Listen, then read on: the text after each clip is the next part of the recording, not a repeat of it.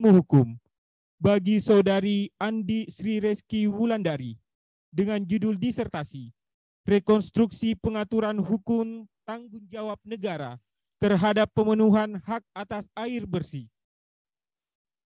Rektor Universitas Hasanuddin dalam hal ini diwakili oleh Wakil Dekan Bidang Perencanaan, Sumber Daya dan Alumni, Profesor Dr. Iin Karita Sakarina, SHMA, sebagai Ketua Sidang Terbuka Ujian Promosi Doktor.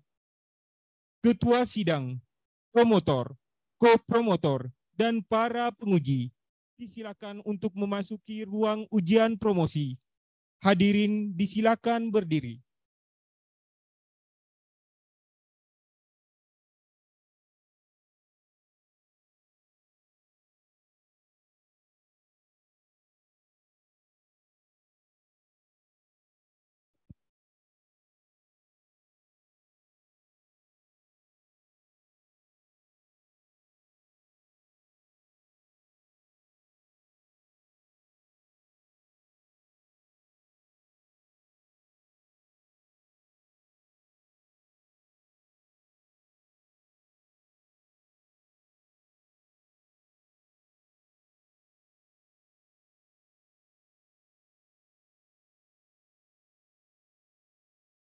Hadirin disilakan duduk kembali.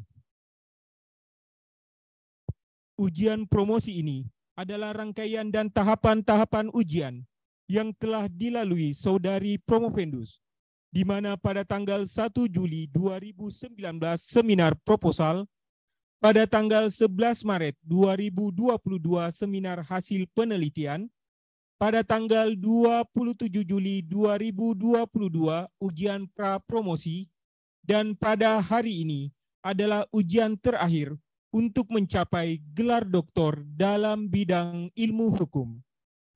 Ujian promosi doktor Saudari Sri Reski Wulandari dibuka oleh Ketua Sidang. Bismillahirrahmanirrahim.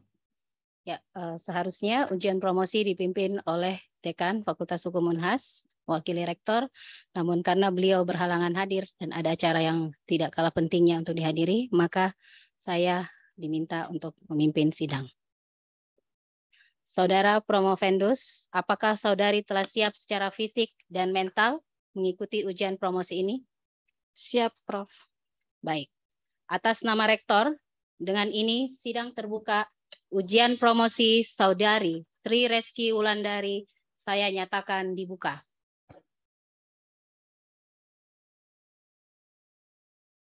Sebelum saya mempersilahkan promotor memperkenalkan Promovendus, izinkan saya terlebih dahulu memperkenalkan tim promotor serta penguji eksternal dan penguji internal. Dimulai dengan di samping kiri saya, Profesor Dr. Abdul Razak, SHMH. Beliau adalah guru besar di bidang hukum administrasi negara. Kemudian ada Profesor Dr. Muhammad Asri, SHMH, sebagai co-promotor. Beliau adalah guru besar di bidang hukum internasional. Kemudian saya sendiri selaku co-promotor. Kemudian ada penguji eksternal, Bapak Dr. R. Herlambang Perdana Wiratman, SHMH. Beliau adalah dosen Fakultas Hukum dari Universitas Gadjah Mada. Selamat datang, Pak. Terima kasih.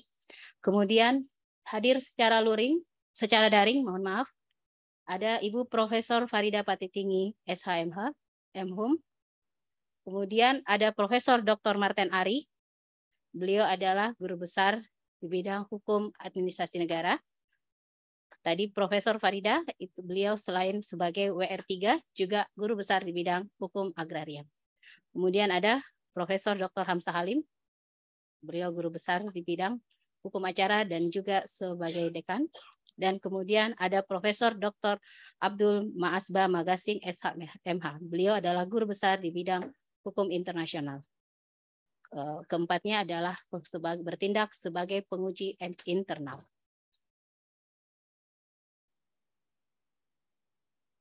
Ya, untuk selanjutnya, maka saya persilahkan promotor untuk memperkenalkan Promovendus. Tidak kurang dari 5 menit. Yang amat terpelajar, Bapak Profesor Dr. Abdul Razak, SHMH, yang saya hormati, saya persilahkan. Bismillahirrahmanirrahim. Assalamualaikum warahmatullahi wabarakatuh. Saya langsung saja, ini sudah tertunda ujiannya. Jadi kurikulum vitae, riwayat hidup saudari Andi Sri Reski Wulandari. Nama Andi Sri Reski Wulandari SHMH. Tempat tanggal lahir ujung pandang 30 Agustus 1980. Alamat BTN Hartako. Status belum menikah. Ini penting supaya diketahui ya. Identitas orang tua, ayah Haji Andi Agus Salim SH almarhum, nama ibu Haja Andi Mangenolia almarhum juga. Riwayat pendidikan SD Impres bertingkat Sungguh Minasa, SMP Negeri 1 Sungguh Minasa Goa, SMA Negeri 1 Maros, S1 Fakultas Hukum Universitas Muslim Indonesia, S2 Magister Hukum Universitas Indonesia Timur, S3 Ilmu Hukum Universitas Hasanuddin 2017 sampai sekarang. Riwayat pekerjaan dan jabatan, dosen Yayasan Universitas Indonesia Timur 2007 sampai sekarang. Karya ilmiah pertama, The Ideal Concept of State Responsibility for Fulfilling the Right to Water. 2, peran negara atas ketersediaan air bersih dalam perspektif social good dan economic good di Indonesia. 3, penerapan prinsip bagi hasil bagi pembiayaan bank syariah menurut Undang-Undang Perbankan. Pengelolaan sumber daya air di Indonesia. 5, reklamasi pantai dan implikasinya di anjungan pantai lokasi Makassar, Losari Makassar. 6, the practice of people smuggling in Indonesia. 7, studi komparatif pembagian harta warisan terhadap anak angkat menurut kompilasi hukum Islam. Penyelesaian ganti rugi akibat kecelakaan kendaraan bermotor. 9, perlindungan hukum nasabah dalam penggunaan kontrak. Dan terakhir, tanggung jawab perusahaan asuransi terhadap tertanggung dalam asuransi risiko penerbangan. Makalah pada konferensi internasional 1, Regulation of the Provision of COVID Vaccination in Indonesia as the implementation of state obligation in line with the Indonesian Constitution. 2, formulation of water right policies as basic right. 3, the environmental impact of shopping center management in Makassar. Demikian secara singkat. Terima kasih. Terima kasih banyak, Abdul Razak. Selanjutnya, saya persilahkan Saudari Promovendus untuk mempresentasikan ringkasan disertasi. Tidak lebih 20 menit dari sekarang. Silakan. Terima kasih pimpinan sidang atas kesempatan yang diberikan kepada saya.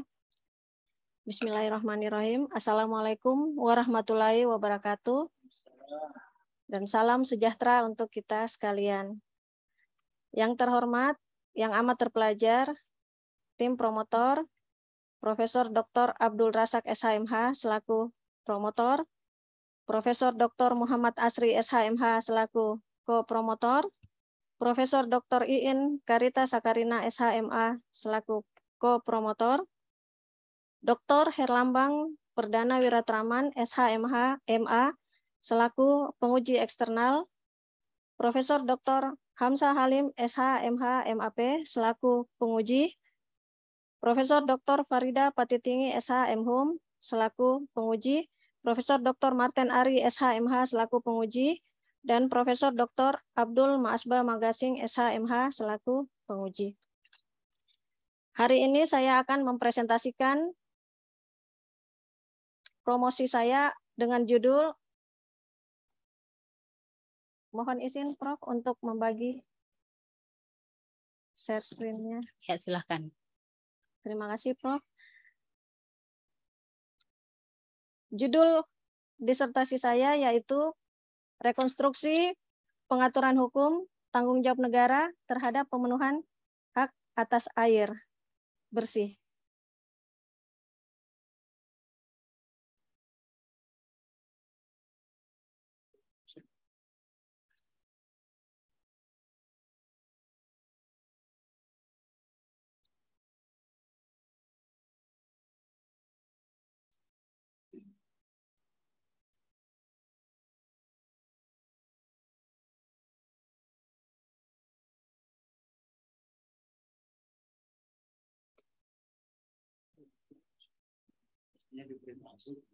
Iya.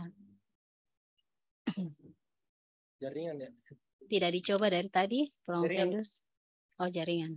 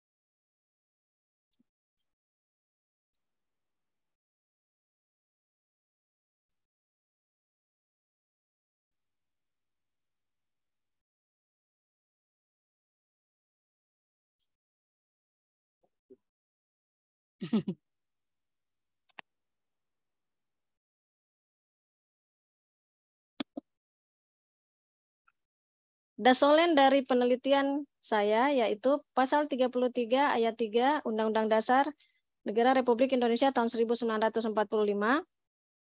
yang menjelaskan bahwa bumi, air, dan kekayaan alam yang terkandung di dalamnya dikuasai oleh negara dan dipergunakan untuk sebesar-besarnya kemakmuran rakyat.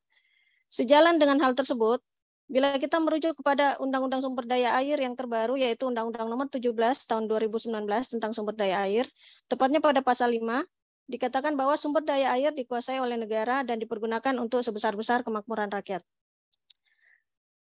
Dasolen ini merupakan rangkaian dari implementasi Indonesia sebagai negara hukum melalui pasal 1 ayat 3 Undang-Undang Dasar Negara Republik Indonesia tahun 1945. Memajukan kesejahteraan umum diartikan sebagai suatu kondisi yang di dalam segala aspek kehidupan harus dapat dinikmati oleh rakyat melalui penguasaan dan pengelolaan negara terhadap sumber daya air di Indonesia. Dasennya adalah kesejahteraan rakyat di sektor air belum tercapai.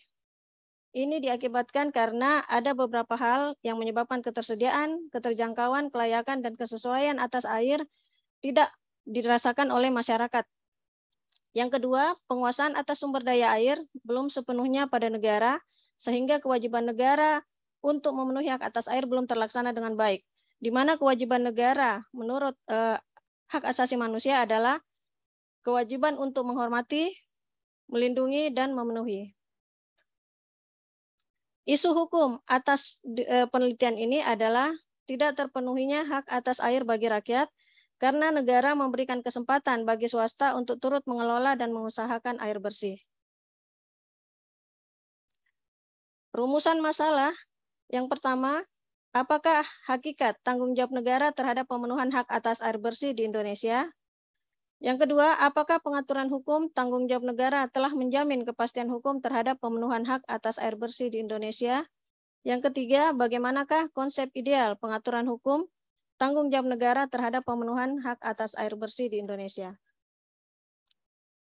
Tujuan penelitian menganalisis hakikat tanggung jawab negara terhadap pemenuhan hak atas air bersih di Indonesia, menganalisis pengaturan hukum tanggung jawab negara akan menjamin kepastian hukum terhadap pemenuhan hak atas air bersih di Indonesia, dan yang ketiga, menganalisis dan menemukan konsep ideal pengaturan hukum tanggung jawab negara terhadap pemenuhan hak atas air bersih.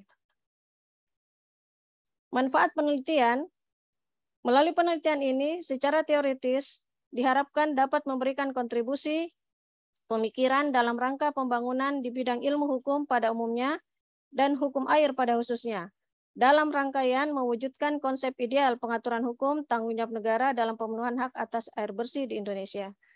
Secara praktis dapat dijadikan pedoman bagi para pihak atau peneliti lain yang ingin mengkaji secara mendalam tentang pengaturan hukum tanggung jawab negara dalam pemenuhan hak atas air bersih di Indonesia. Untuk membedakan penelitian disertasi ini dengan penelitian disertasi yang lain, maka penulis mengambil 3 penelitian yang berbicara tentang air. Yaitu yang pertama penelitian disertasi oleh Hamid Khalid, mahasiswa pasca sarjana program doktor Fakultas Hukum Universitas Indonesia tahun 2009 berjudul Hak Asasi Manusia Atas Air, studi tentang hukum air di Belanda, India, dan Indonesia. Yang kedua, penelitian disertasi oleh R. Ismala Dewi, mahasiswa program Pasca Sarjana Universitas Indonesia tahun 2009, berjudul Pendayagunaan Sumber Daya Air untuk Kesejahteraan Masyarakat Lokal. Dan yang ketiga, penelitian disertasi oleh Theodorus H.W. Lumonan, mahasiswa program Pasca Sarjana Universitas Hasanuddin tahun 2015, berjudul Tanggung Gugat Negara terhadap Pemenuhan Hak Atas Air dalam Peningkatan Derajat Kesehatan Masyarakat. Tinjauan pustaka. Dalam tinjauan pustaka ini menggunakan 4 teori, yaitu pertama, teori negara hukum, di mana teori negara hukum berdasarkan pasal 1 ayat 3 Undang-Undang Dasar Negara Republik Indonesia tahun 1945, bahwa Indonesia adalah negara hukum. Ini merupakan hasil amandemen Undang-Undang Dasar Negara Republik Indonesia tahun 1945, yaitu amandemen ketiga. Yang kedua, teori fungsi dan tujuan hukum. Teori fungsi dan tujuan hukum mengambil beberapa teori. Yang pertama, teori oleh Jeremy Bentham tentang kemanfaatan hukum. Yang kedua, teori oleh Plato dan Aristoteles tentang keadilan hukum. Dan yang ketiga, teori tentang kepastian hukum. Yang ketiga, teori tanggung jawab negara. Dan yang keempat, teori fungsi negara.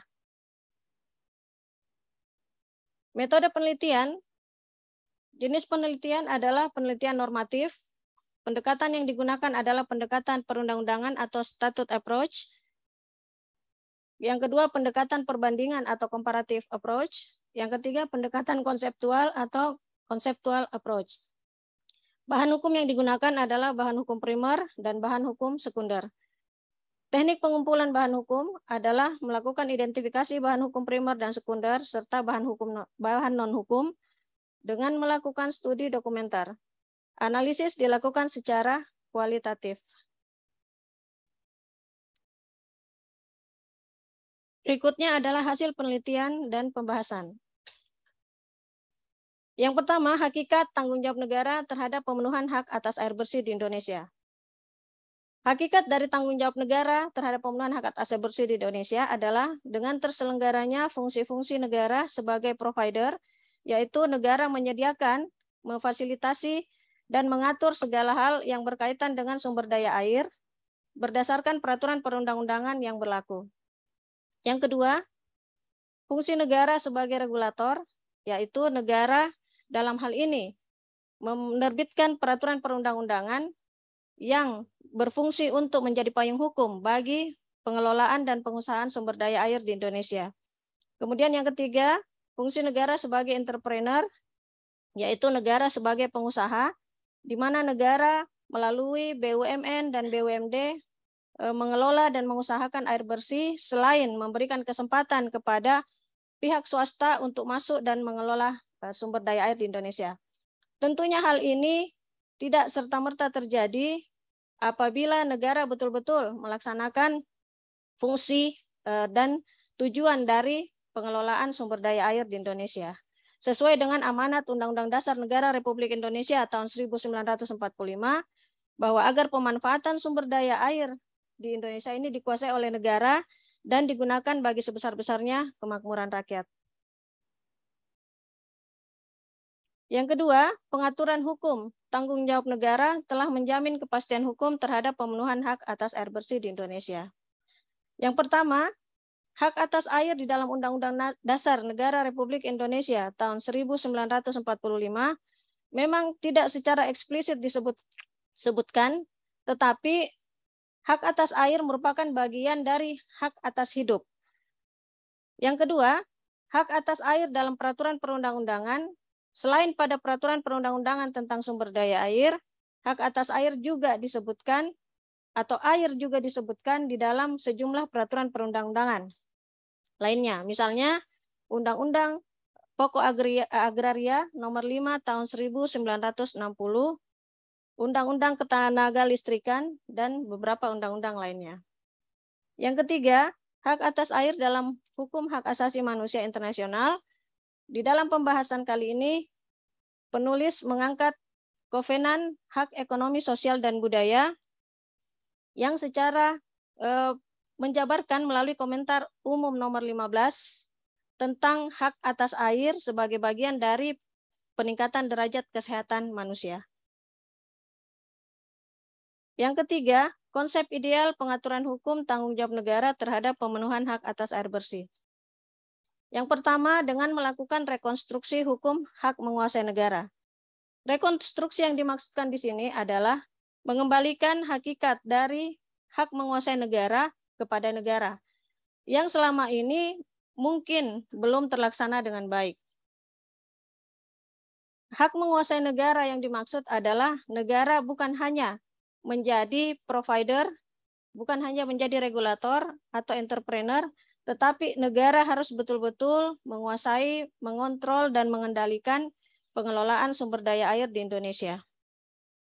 Yang kedua, pembatasan pengelolaan dan pengusahaan sumber daya air oleh swasta. Pembatasan yang dilakukan di sini adalah merujuk kepada putusan Mahkamah Konstitusi tentang pembatalan Undang-Undang Nomor 7 Tahun 2004, di mana pembatasan ini meliputi ada 6 prinsip yang harus dicantumkan dalam setiap pengelolaan dan pengusahaan sumber daya air oleh swasta. Kesimpulan, yang pertama, hakikat tanggung jawab negara terhadap pemenuhan hak atas air bersih di Indonesia merupakan kewajiban yang didasarkan pada amanat konstitusi Undang-Undang Dasar Negara Republik Indonesia tahun 1945 agar pemanfaatan kekayaan alam dikuasai oleh negara untuk digunakan bagi sebesar-besarnya kemakmuran rakyat. Tanggung jawab negara hal yang dapat ditemukan melalui penjabaran fungsi-fungsi negara, yaitu tanggung jawab negara sebagai provider, regulator, dan entrepreneur. Yang kedua, pengaturan hukum tanggung jawab negara telah menjamin kepastian hukum terhadap pemenuhan hak atas air bersih di Indonesia. Melalui alinea keempat pembukaan dan batang tubuh Undang-Undang Dasar Negara Republik Indonesia tahun 1945, hak atas air dalam peraturan perundang-undangan tentang sumber daya air dan dalam beberapa peraturan perundang-undangan lainnya, serta hak atas air dalam hukum hak asasi manusia internasional. Yang ketiga, konsep ideal pengaturan hukum tanggung jawab negara terhadap pemenuhan hak atas air bersih adalah kembali pada tatanan pengaturan hukum yang berdasarkan Pancasila dan Undang-Undang Dasar Negara Republik Indonesia tahun 1945 dengan melakukan rekonstruksi hukum hak menguasai negara dan pembatasan pengelolaan dan pengusahaan sumber daya air oleh sektor swasta. Saran, yang pertama, MPR RI seyogyanya menggunakan kewenangannya sesuai pasal 3 ayat 1 Undang-Undang Dasar Negara Republik Indonesia tahun 1945 untuk mengubah dan menetapkan Undang-Undang Dasar dengan mencantumkan hak atas air ke dalam salah satu pasal dalam Undang-Undang Dasar Negara Republik Indonesia tahun 1945 secara terperinci. Sehingga dengan demikian, negara mempunyai dasar konstitusi yang kuat untuk melaksanakan prinsip-prinsip hak atas air. Yang kedua, pengaturan hukum tanggung jawab negara seyogyanya bukan hanya menjamin kepastian hukum terhadap pemenuhan hak atas air bersih di Indonesia, namun yang utama juga menjamin keadilan bagi ketersediaan, keterjangkauan, kelayakan, dan kesesuaian. Perlu dilakukan perubahan dari BUMD menjadi BUMN yang dimulai dari pusat hingga ke daerah dengan sistem pelayanan satu pintu. Yang ketiga, tanggung jawab negara idealnya dilaksanakan melalui peraturan perundang-undangan sumber daya air yang seyogyanya ditinjau ulang dan disusun kembali berdasarkan ketentuan pasal 11 dan pasal 12 Kovenan Internasional Hak Ekonomi Sosial dan Budaya serta komentar umum nomor 15. Terima kasih, Prof. Baik, ya, nampaknya Anda menggunakan waktu efektif ya, 20 menit. Untuk selanjutnya, maka saya akan persilakan promotor, kopromotor, dan para penyangga untuk mengajukan sanggahan. Dimulai dengan kopromotor 1, yaitu yang amat terpelajar, Bapak Profesor Dr. Muhammad Asri SH.MH. Sebelumnya, Prof, saya ingatkan untuk penguji internal maka waktunya dan para penilai internal maka waktunya tidak lebih dari 5 menit. Silakan, Prof, dengan hormat. Terima kasih Ibu Profesor Iin Karita Sakarina, SH.MA, selaku pimpinan ujian promosi pada hari ini. Bapak promotor, Bapak dan Ibu penilai yang saya hormati, sebagai kopromotor, saya hanya mengajukan satu pertanyaan, itu pun terkait dengan klarifikasi mengenai kesimpulan terkait dengan saran. Saudara Promopendus, di kesimpulan seperti yang saudara sampaikan tadi, bahwa pengaturan hukum tanggung jawab negara ini sudah menjamin kepastian hukum. Ya. Ya, Prof. Sementara di saran, saudara merekomendasikan supaya hak atas air itu dicantumkan di dalam konstitusi. Ya, dan untuk itu Anda menyarankan agar MPR menggunakan kewenangannya untuk mengubah Undang-Undang Dasar, ya. Saya perlu mendapatkan penjelasan karena kalau hak atas air itu pengaturannya sudah menjamin kepastian, lalu mengapa harus diubah lagi itu konstitusi? Harus sudah pasti toh. Kenapa perlu diubah konstitusi lagi? Mohon tanggapan. Silakan. Baik, terima kasih Prof atas pertanyaannya. Penulis mengajukan usulan sebagaimana di saran Prof. Ya, walaupun memang telah dikatakan bahwa telah terjamin secara kepastian hukumnya, tetapi dengan memasukkan ke dalam Undang-Undang Dasar Negara Republik Indonesia tahun 1945, maka akan makin menguatkan posisi dan kedudukan hak atas air di Indonesia. Karena bila melihat kondisi saat ini, memang pengaturan hukum yang ada telah ada beberapa yang sudah menjamin, namun ternyata pada implementasinya hal ini tidak terjadi, Prof. Sehingga apabila dimungkinkan dimasukkan ke dalam Undang-Undang Dasar Negara Republik Indonesia tahun 1945, ini akan jauh lebih menguatkan posisi tersebut, Prof. Iya, ini mungkin yang penting perlu untuk diklarifikasi lebih lanjut ya, karena terkesan ada ya seperti inkonsistensi antara kesimpulan ini dengan saran ini. Ya, bayangan saya kalau pasti ya ngapain lagi mau di ini ya.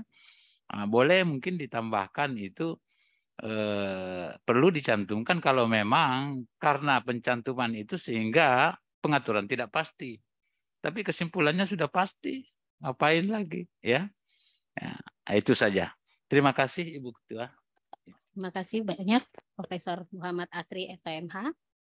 Ya, selanjutnya saya mohon izin promotor dan kopromotor dan penilai, karena saya juga sebagai kopromotor 2 dan saya ingin menggunakan waktu saya, Prof.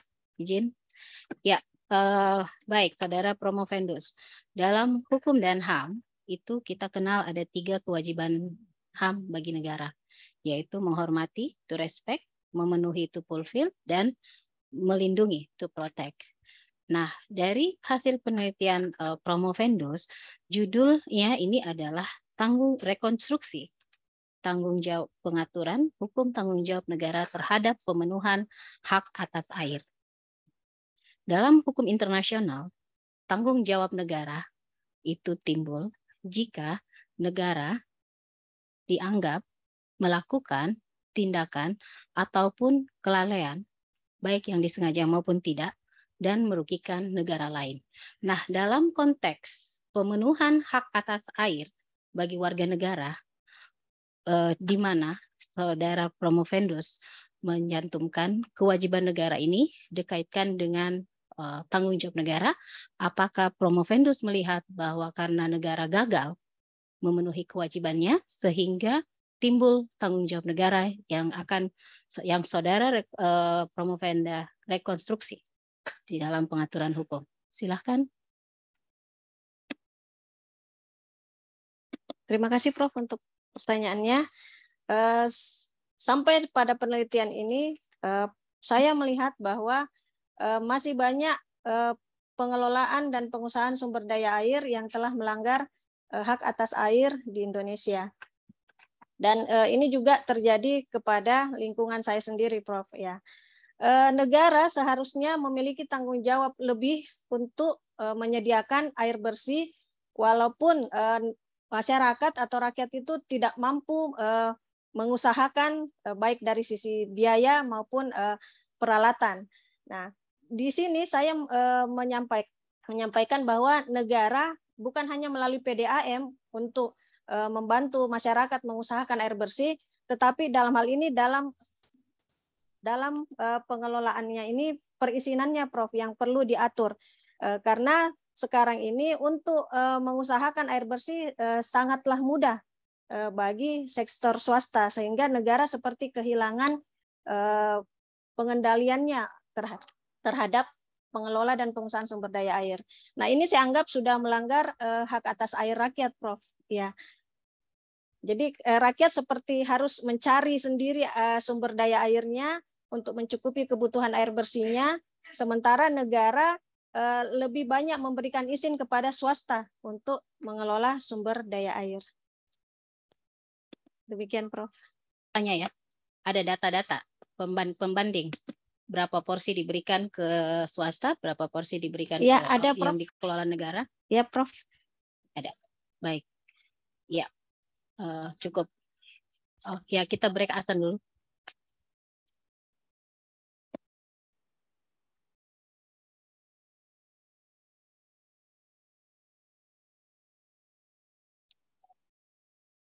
Ya, saya lanjut.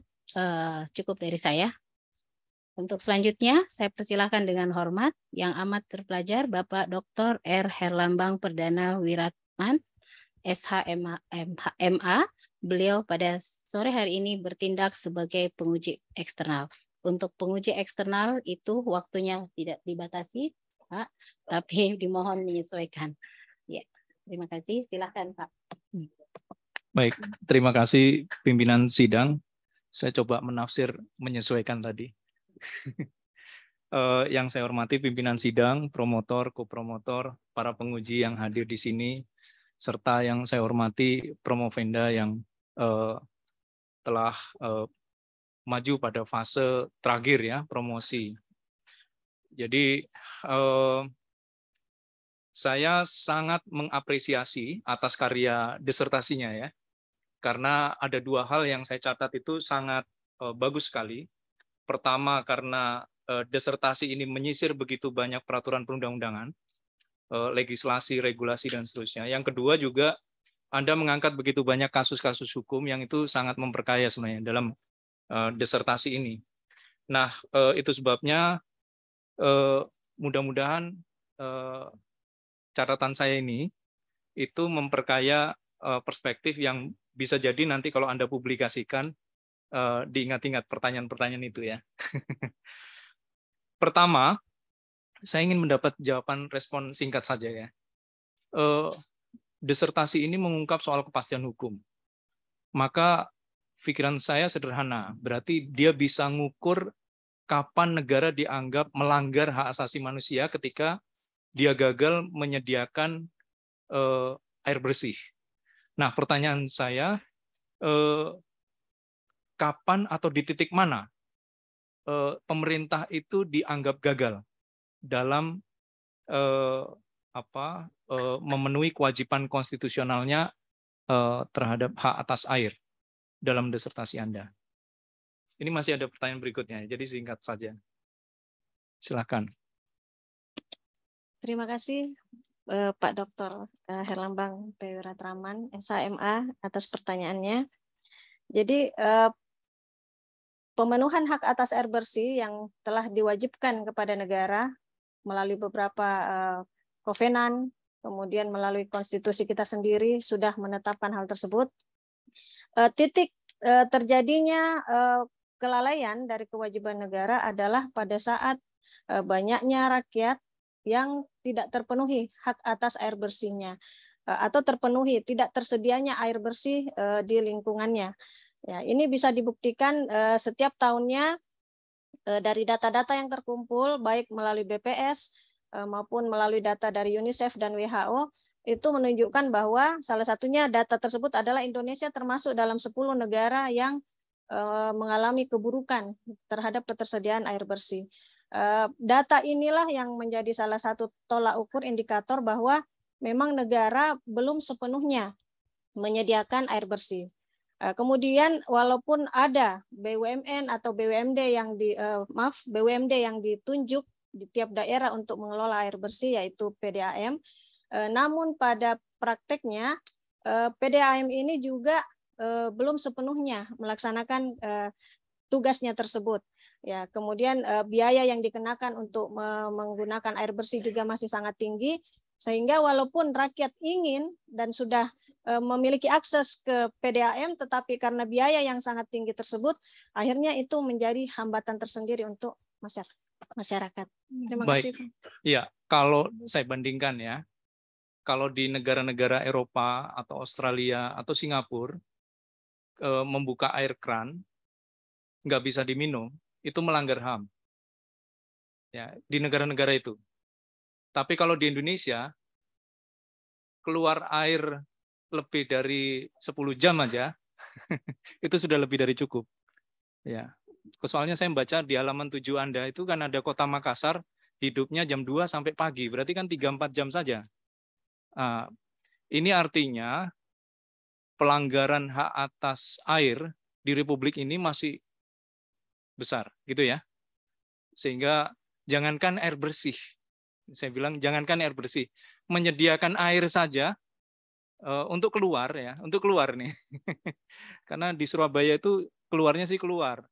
Tapi kalau ditampung di botol aqua atau botol ini kemasan ya, itu seminggu bisa hitam atau berwarna lah. Pertanyaan berikutnya, soal standar. Anda sebenarnya standarnya kalau tadi saya mendengar jawabannya standarnya data. Sebenarnya kalau hukum kan argumennya balik ke hukum ya. Standar itu misalnya seperti yang Anda tulis di halaman 251 ya. Itu ada Lindbergh Principles, Maastricht ya, kemudian standar hak ekonomi sosial budaya itu lebih tepat. Nah, saya mau bertanya soal paradigma sekarang. Mungkin ini tidak banyak-banyak ya. Anda meyakini bahwa Undang-Undang Dasar dan sistem peraturan perundang-undangan itu sudah cukup memberi kepastian hukum. Tetapi kenyataannya kan bertolak belakang. Ya. Yang saya maksud begini, di dalam keseharian kita, bukankah kita masih tergantung air kemasan? Itu kan penanda bahwa ada masalah dengan penyediaan kebutuhan air bersih. Bukankah kita dalam keseharian masih membeli, bukan gratis? Ya. Saya ingin mendapat pendapat Anda. Ketika yang terjadi itu adalah privatisasi besar-besaran di Indonesia ya, perusahaan-perusahaan yang lain itu juga masuk ke Indonesia, itu kesalahannya ada di level mana?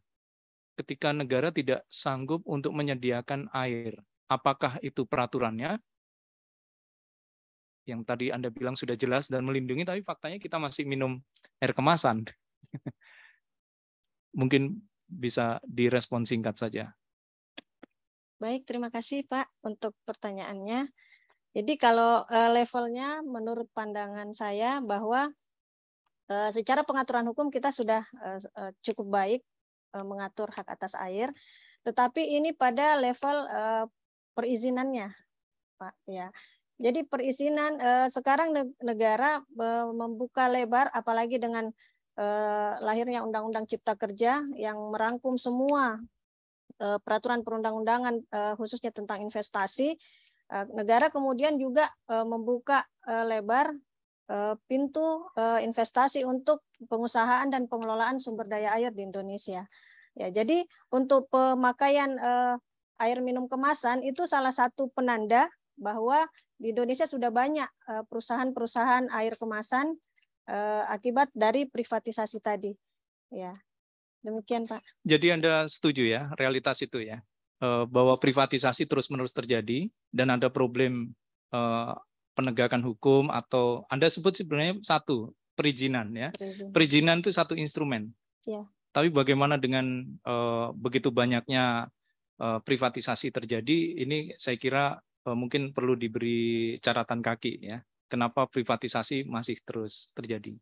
Terakhir sekarang, disertasi ini ya, saya membayangkan setelah membaca, itu yang harus baca itu misalnya Ganjar Pranowo, ya, Gubernur Jawa Tengah. Yang harus baca Gubernur Bali, yang harus baca Gubernur NTT, ya, yang harus baca banyak, mungkin jangan-jangan seluruh kabupaten kota harus baca. Ya. Kenapa?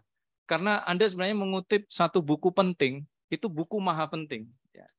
Anda mengutip di dalamnya bukunya Vandana Shiva, judulnya Water Wars, ya, perang air. Dunia ini semakin rusak karena problem water scarcity atau kelangkaan air. Sementara kebijakan politik hukum Indonesia itu alih-alih menyelamatkan, tapi menghancurkan. Makanya saya bilang gubernur-gubernur itu harus baca ya, disertasi ini ya. Nah, pertanyaan saya begini, Anda bisa bayangkan, mungkin ini juga menjadi pertanyaan terakhir, apa jawaban Anda ketika tahu realitasnya itu bukan soal perizinan air, realitasnya bukan soal penyediaan air, tetapi dia kebijakan yang menghancurkan sumber daya air. Dan itu sangat tidak, contohnya begini, Gubernur Jawa Tengah mengeluarkan izin untuk penambangan semen yang menghancurkan Gunung Kars Purba, yang itu untuk 6 kabupaten. Begitu dihancurkan, 6 kabupaten akan kekurangan air. Gubernur Bali itu mengeluarkan izin hotel-hotel, ya, yang mengakibatkan Bali sekarang krisis air. Sumber dayanya krisis air. Nggak usah jauh-jauh, di tempat saya, Jogja, ya, Anda tonton film yang bisa diakses free, judulnya Di Belakang Hotel. Ya, ada film menarik tuh. Judul filmnya Di Belakang Hotel. Nah, pertanyaan saya, apakah di dalam pendekatan hak asasi manusia ketika bicara soal pelindungan hak atas air, termasuk penyediaan air bersih, itu terhubung dengan persoalan-persoalan struktural kebijakan politik hukum Indonesia yang punya dimensi perampasan hak atau perusakan sumber daya alam yang masif sekarang ini terjadi dan terrefleksi dalam pembentukan hukum yang tidak ramah lingkungan. Mungkin ini pertanyaan atau kehendak komentar terakhir dari Anda. Terima kasih Pak untuk pertanyaannya. Saya sepakat dengan mengatakan bahwa saat ini telah terjadi pelanggaran terhadap perlindungan lingkungan hidup secara umum dan perlindungan sumber daya air secara khusus. Ya, Undang-Undang Dasar Negara Republik Indonesia tahun 1945 ya, disebut juga sebagai Green Constitution yang seharusnya mengakomodir pengelolaan dan pengusahaan sumber daya air secara ramah lingkungan.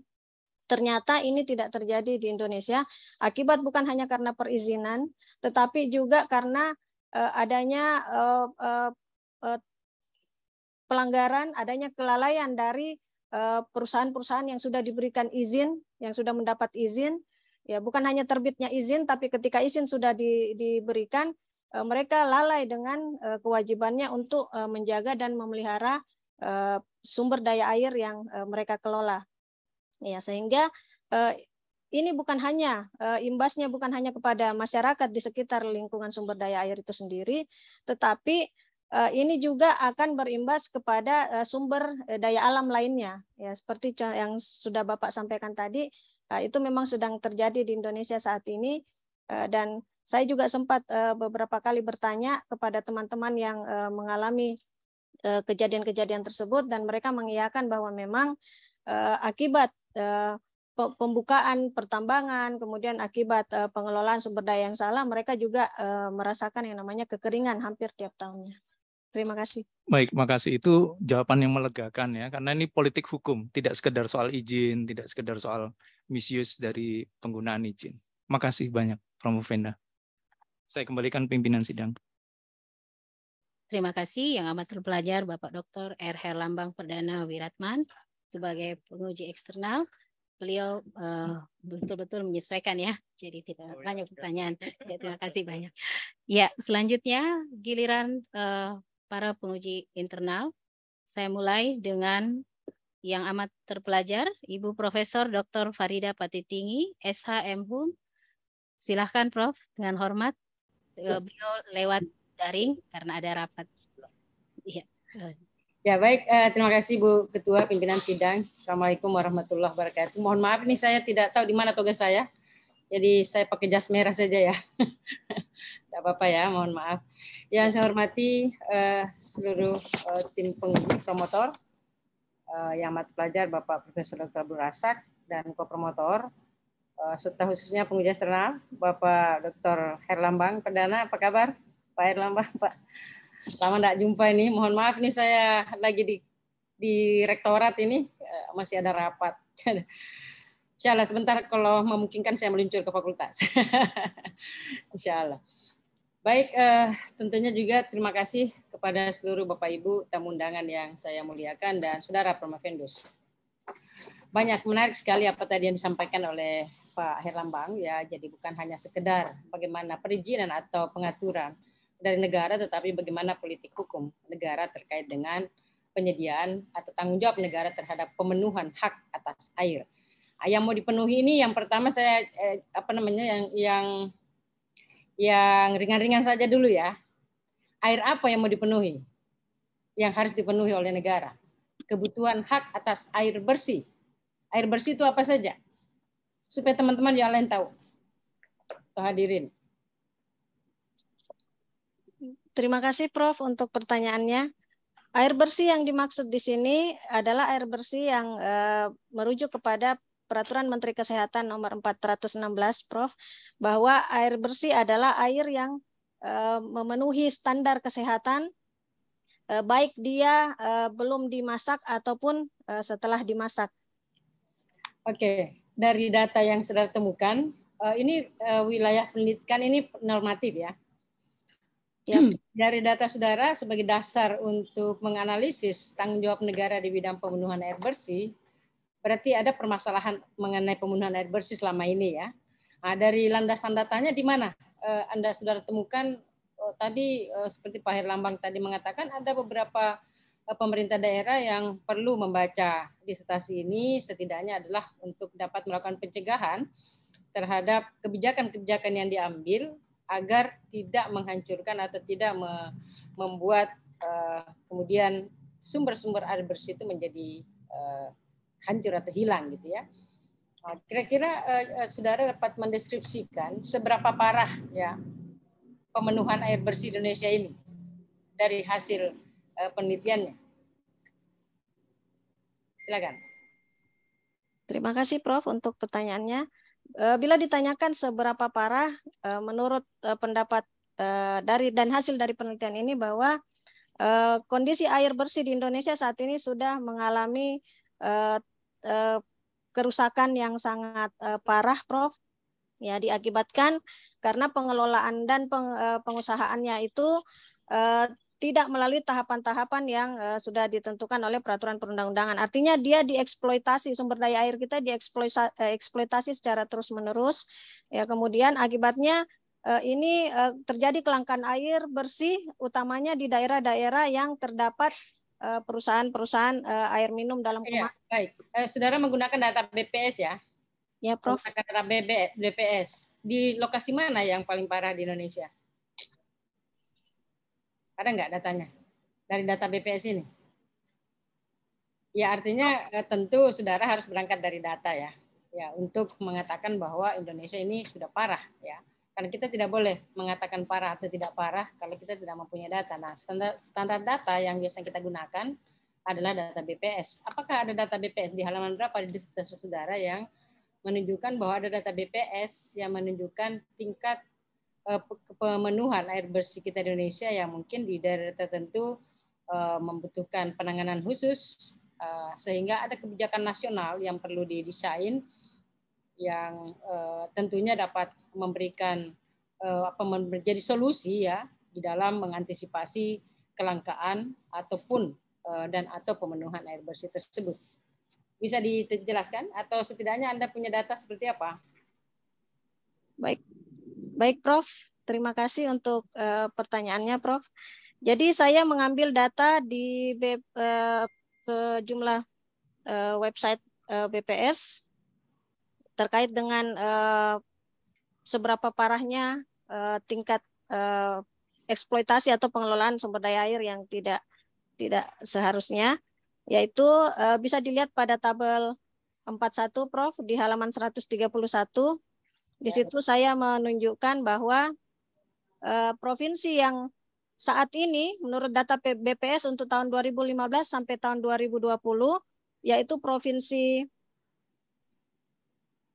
Lampung Prof yang saat ini sudah mencapai di dalam satu kota itu 44 perusahaan air minum dalam kemasan. Sebentar saya menguji dulu. Ya, selanjut.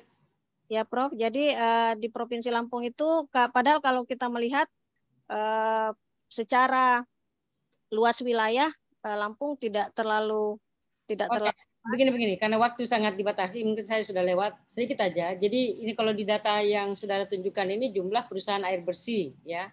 Jadi perusahaan air bersih itu kan ada yang dikelola swasta, ada yang dikelola oleh negara. Ya, oleh negara itu berapa dan bagaimana swasta. Kemudian bagaimana perimbangan itu bisa kemudian menjamin pemenuhan hak atas air bersih. Nggak usah terlalu jauh-jauh ke Lampung dan kemana ya. Kalau kita lihat, kalau data di sini perusahaan air bersih ya, perusahaan air bersih itu yang mana saja yang saudara maksudkan? Apakah yang gabung antara negara dan swasta atau negara saya itu swasta saja? Di data di halaman 131. Ini dari data tersebut, Prof, ini ada perusahaan air bersih milik negara dan swasta, Prof. Iya, ini karena di sini judulnya hanya air bersih menurut provinsi ya. Nah, menurut provinsi tidak kelihatan ada negara, ada misalnya PDAM, perusahaan daerah air minum gitu ya, Rusda ya, atau perusahaan-perusahaan yang lain, tidak kelihatan ya. Oke, jadi yang terakhir apa saran saudara untuk pemenuhan yang paling urgent untuk dilaksanakan oleh negara saat ini terkait dengan pemenuhan air bersih? Yang pertama, bila bicara tentang pengaturan hukum itu sudah mencukupi, Prof. Tapi yang kita perlukan adalah langkah konkret. Artinya negara, misalnya negara menyediakan tempat-tempat ya, lokasi-lokasi yang memang masyarakat bisa mengambil air bersih secara gratis ketika terjadi musim kemarau misalnya. Kemudian yang kedua, membuat pengaturan hukum terhadap daerah yang sering mengalami kelangkaan air bersih dan daerah yang ya, karena dari data kan data kelihatan. Daerah-daerah yang paling sering kekurangan air itu ya kita sendiri di Makassar kan sering banget tuh kekurangan air pada masa musim kemarau gitu ya. Nah, itu yang kebijakan-kebijakan yang lebih implementatif yang dapat dilaksanakan itu yang dibutuhkan saat ini ya. Jadi bukan hanya teori dan hanya aturan-aturan yang begitu baik, tertata dengan sangat rapi tetapi tidak bisa dilaksanakan. Oke, saya kira saya cukup saja Ibu Ketua. Terima kasih. Wabillahi taufiq wal hidayah. Assalamualaikum warahmatullahi wabarakatuh. Terima kasih banyak Prof. Farida Fakti Tinggi selaku penguji internal. Untuk selanjutnya saya persilahkan yang amat terpelajar Bapak Profesor Dr. Abdul Masbah Magasing SH MH. Silahkan dan hormat Prof.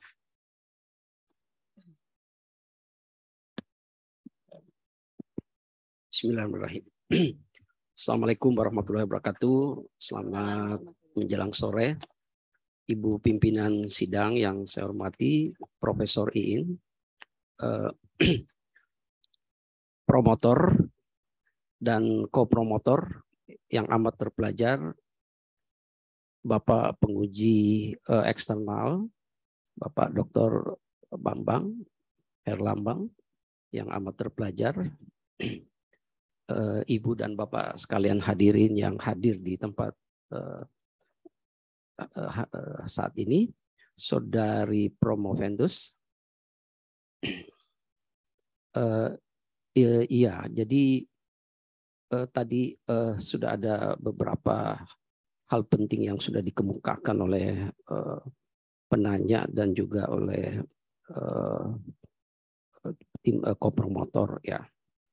Nah, saya ingin satu hal di sini terkait dengan tanggung jawab ya. Nah, umumnya di dalam suatu tanggung jawab itu, katakanlah tanggung jawab negara dalam hal pemenuhan ya air bersih bagi warganya ya. Tapi saya ingin melihat di sini bahwa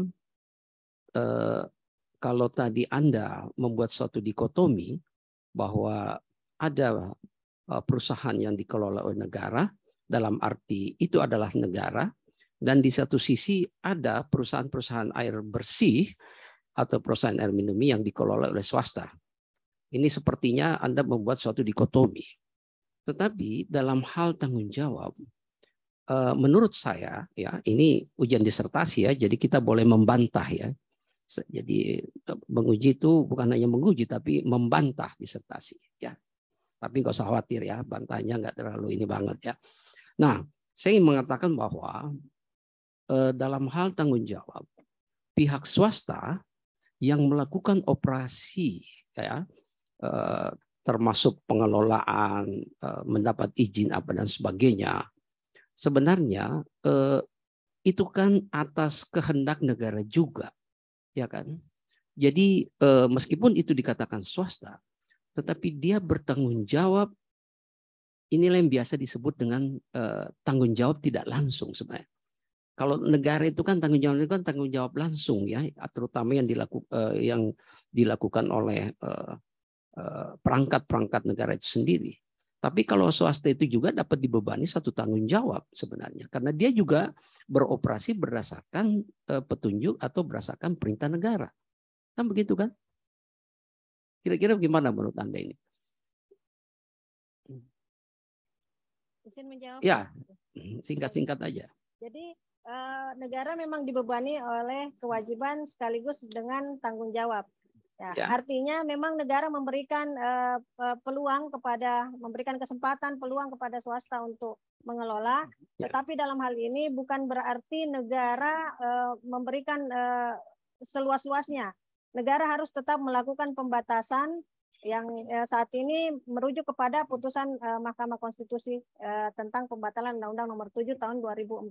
Artinya walaupun diberikan keleluasaan, tetapi harus tetap ada pembatasan, Prof. Ya, yang saya inginkan jawabannya itu jika tadi sebenarnya sudah ada yang sudah ditanyakan ya, jika negara atau katakanlah pihak swasta yang melaksanakan tugas atas perintah negara juga, ya,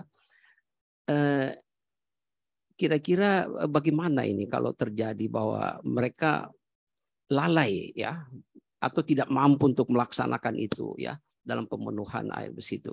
Nah, apa sebenarnya tindakan-tindakan lanjut terhadap mereka itu? Ini yang belum belum mendapatkan jawaban sebenarnya ini. Seperti apa tindakan-tindakan yang dilakukan terhadap mereka? Silakan. Terima kasih, Prof. Ya. Jadi kalau ditanyakan apa tindakannya, maka saya menjawab bahwa tindakan yang perlu dilakukan oleh negara pertama adalah melakukan sanksi administrasi, Prof. Ya, jadi ketika dia sudah punya izin, maka ketika dia tidak melaksanakan izinnya, termasuk syarat-syarat untuk mendapatkan izin itu dia abaikan, kemudian dia lebih banyak memikirkan keuntungan tanpa memelihara sumber daya air, maka dia harus dikenakan pertama sanksi administrasi, Prof, berupa penyegelan atau penutupan sementara usaha tersebut atau perusahaan tersebut. Nah, kemudian dengan melakukan evaluasi terhadap kinerja, terhadap hasil kerja dari perusahaan-perusahaan tersebut, ini pemerintah bisa melakukan tindakan lanjutan, apakah dia masuk ke dalam sanksi perdatanya, atau apabila terjadi perusakan lingkungan hidup, maka bisa saja dimungkinkan saja untuk dilakukan sanksi pidana.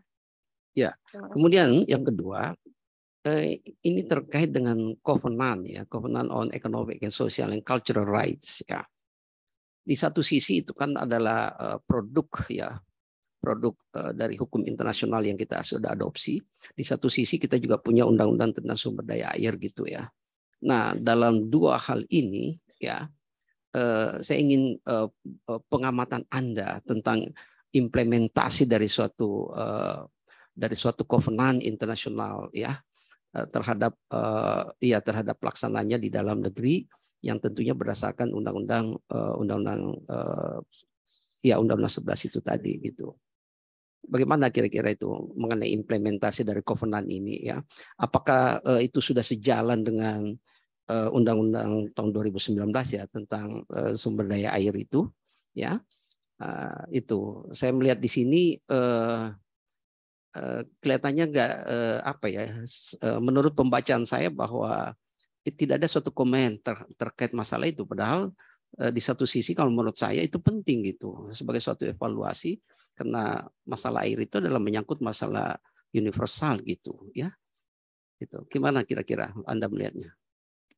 Terima kasih Prof. Ya. Jadi ini sudah sejalan karena memang pembuatan dan penyusunan Undang-Undang Sumber Daya Air Nomor 17 Tahun 2019 ini juga merujuk kepada Kovenan Hak Ekonomi Sosial dan Budaya, yaitu dengan memfungsikan indikator-indikator dari air bersih, pemenuhan hak atas air bersih, yaitu ketersediaan, keterjangkauan, kelayakan, dan kesesuaian.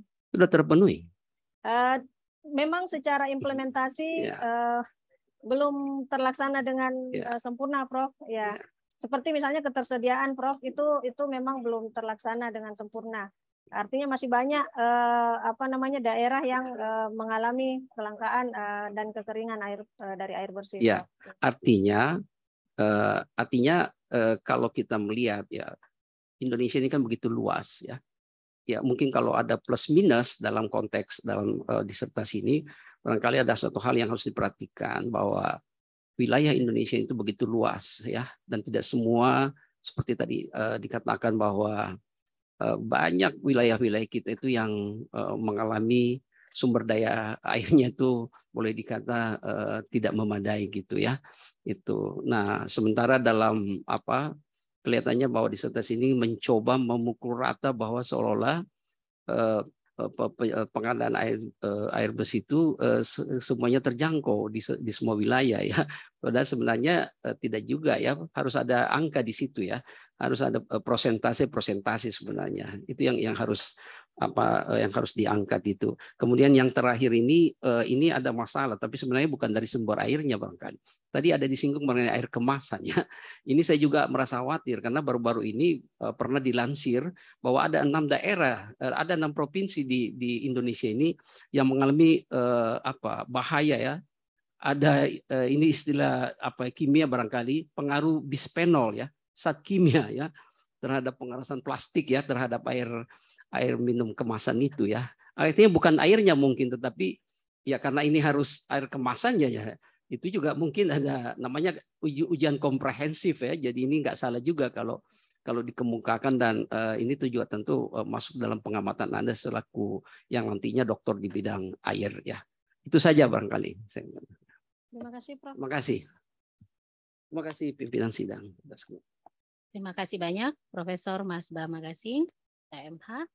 Untuk selanjutnya saya persilahkan yang saya hormati, yang amat terbelajar Bapak Profesor Dr. Maten Ari SHMH. Persilahkan dan hormat Prof.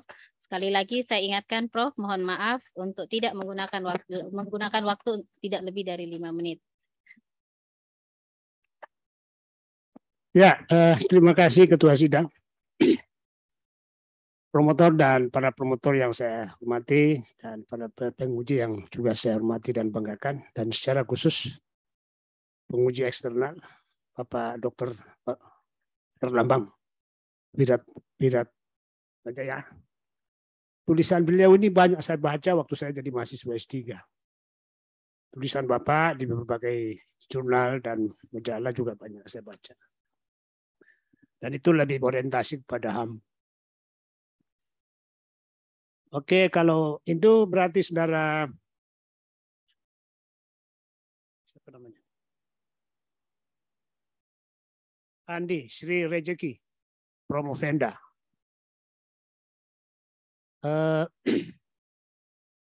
Saya lebih fokus ke konsep rekonstruksi. Dan ini sangat menarik manakala ini bisa dijabarkan seperti apa rekonstruksi itu. Nah, saya mau tanya dulu, saudara maksudkan di sini kita sepakat dulu apa yang saudara maksud dengan rekonstruksi. Silakan dijawab singkat. Baik, Prof. Rekonstruksi yang saya maksud adalah membangun kembali. Membangun kembali. Ya, Prof. Apanya yang dibangun? Jadi dari hukum yang telah ada ini dikonstruksi kembali, mengembalikan kepada posisinya yang semula, Prof. Oke. Jadi titik tolaknya itu mengembalikan ya. Ya, iya. Istilahnya memperbaiki atau bagaimana, pokoknya mengembalikan.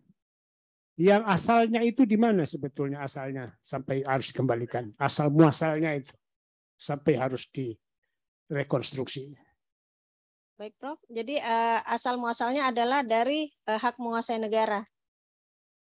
Di situ titik saya untuk menentukan. Nah, kok kenapa tiba-tiba muncul tanggung jawab negara dalam pemenuhan hak atas air, pemenuhan hak atas air. Jadi bukan hak asasinya, bukan hak pemenuhannya. Di sinilah kita lihat konkretisasi yang harus dijabarkan di dalam peraturan, yaitu pemenuhan. Nah, jadi kalau pemenuhan menurut pemahaman saya, Anda itu harus menjabarkan peraturan-peraturan yang terkait dengan hak atas air secara nasional merujuk ke hak atas air secara internasional. Itu yang sebetulnya mau direkonstruksi. Begitu. Nah, bagaimana pandangan saudara? Terima kasih, Prof. Saya sepakat, Prof, bahwa memang kita harus mengkonstruksi itu dari hukum nasional kita. Jadi dia merujuk kepada salah satunya adalah Kovenan Hak Ekonomi Sosial Budaya, yaitu pada pasal 11 dan pasal 12 dan komentar umum nomor 15. Jadi hukum nasional kita memang sudah memiliki peraturan perundang-undangan yang terkait dengan sumber daya air, Prof. Tetapi pada pelaksanaannya kita kembali lagi bahwa pelaksanaannya tidak sesuai dengan peraturan perundang-undangan yang berlaku, Prof. Ya, saya ini promosi, jadi barangkali perlu kita dengar Anda punya insight ya, dapat yang komprehensif tentang rekonstruksi ini.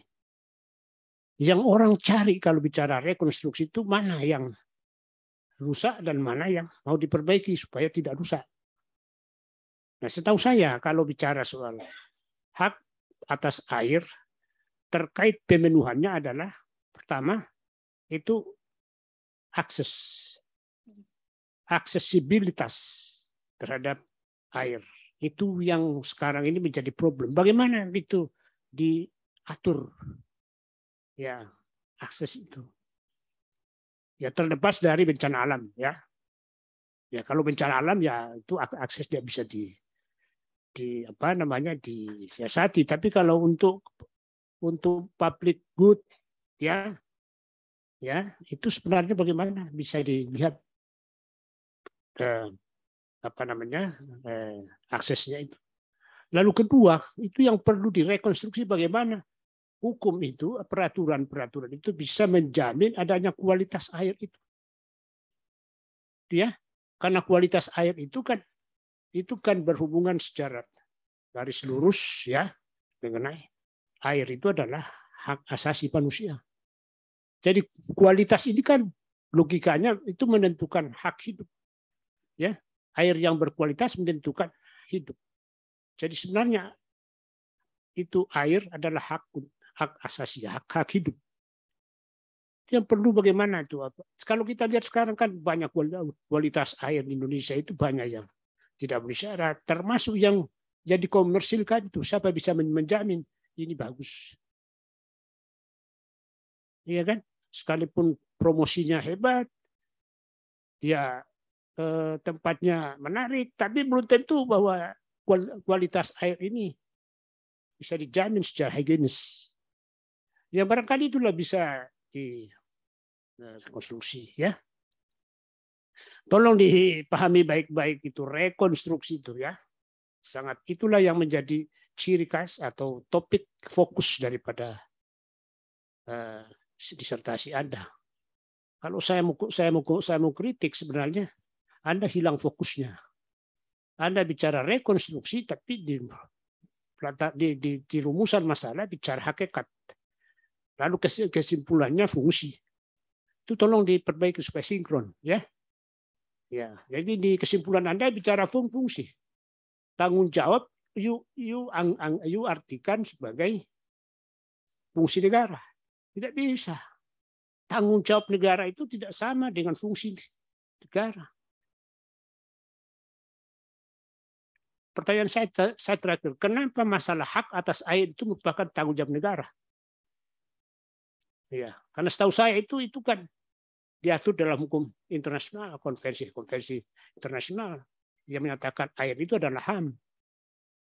Di Indonesia tidak ada itu mengatakan air itu adalah HAM. Nah, kira-kira gimana sampai Anda masuk atau memerlukan kehadiran tanggung jawab negara terhadap pemenuhan hak atas air? Bisa dijawab? Terima kasih, Prof.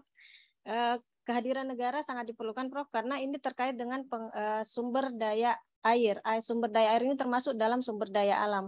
Nah, untuk penguasaan dan pengelolaan sumber daya air dan sumber daya alam secara umum itu memang sudah menjadi kewajiban negara terkait dengan 3 kewajibannya, yaitu menghormati, melindungi, dan memenuhi.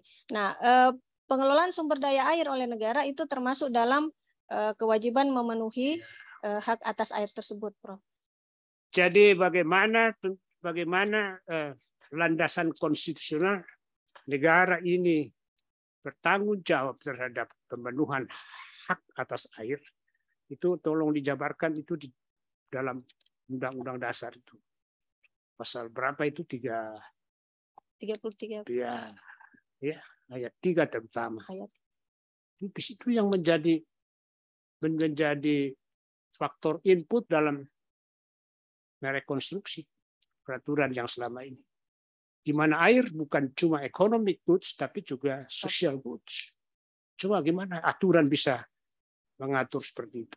Kalau Anda jabarkan begitu, itu baru rekonstruksi. Ya? Oke, terima kasih Saudara Penda. Terima kasih. Dan pimpinan sidang, terima kasih banyak. Ya. Terima kasih banyak yang amat terpelajar Bapak Profesor Dr. Martin Ari SHMH. Sebelum saya mempersilahkan promotor untuk bertanya, apakah Saudara Promovenda perlu minum dulu? Ya, Prof, silahkan. Karena ini juga bagian dari hak atas air ya. Ya, nanti dehidrasi. Sudah? Terima kasih, Prof. Iya. Baik, untuk selanjutnya saya akan persilakan yang amat terpelajar Bapak Profesor Dr. Abdul Razak SHMH. Beliau bertindak sebagai promotor. Promotor sengaja disimpan paling terakhir karena nantinya juga akan sebagai penyimpul dan juga yang menyimpulkan semua masukan-masukan dan sanggahan dan juga klarifikasi jika ada dari para penilai. Yang untuk selanjutnya saya persilakan dengan hormat Bapak Profesor Abdul Razak SHMH. Silakan, Prof. Terima kasih Ketua Sidang. Assalamualaikum warahmatullahi wabarakatuh. Dewan penguji yang saya hormati, terkhusus kepada Profesor Herlambang selaku penguji eksternal, hadirin hadirat yang berbahagia, Saudara siapa ini? Andi Sri Reski Wulandari. Ini terlalu panjang ini. Jadi kita panggil Sri kah, Reski kah, Wulandari kah. Jadi yang mau kita saja Andi Reski saja ya. Jadi Saudara Reski Promovenda mendengar sanggahan-sanggahan Dewan Penguji, ya tadi tentu saya selaku promotor senang ya atas apa itu sanggahan-sanggahan itu, karena itu akan memperkaya ya, melengkapi disertasi saudara. Nah, oleh sebab itu ini kesadaran pertama yang harus dibangun, ya jangan mendengar saja, tetapi betul-betul tadi mencermati itu, lalu dimasukkan dalam disertasi terakhir nanti ya, konsep disertasi yang final. Saudara Reski ya, jadi saya juga mendengar tadi banyak dikritisi, ini memang biasanya itu memang kita baca pada kesimpulan dan saran ya. Kita tidak sempat baca lagi apa itu materinya demikian tebal. Tadi mendapat apresiasi, saya senang juga karena di samping memang ada banyak kekurangan, ada apresiasi yang diberikan kepada hasil penelitian saudara, karena saudara telah melakukan penelitian-penelitian sekalipun sifatnya masih sangat normatif kalau saya mau katakan ya. Jadi masih perlu data pendukung banyak dituntut tadi, tetapi saya memang dari awal mengarahkan supaya ini normatif saja, jangan terlalu bicara tentang apa yang bertalian dengan implementasi. Boleh implementasi ya, tapi tidak terlalu banyak bicara data, hanya menyangkut bagaimana aturan dilaksanakan ya. Nah, itu yang saya sudah dengar tadi, dan memang masih diperlukan analisis yang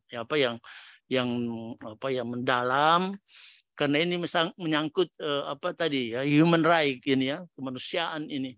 Jadi bicara human right namanya saja hak asasi manusia. Asasi ini fundamental right ya, hak-hak yang bersifat fundamental. Oleh sebab itu ini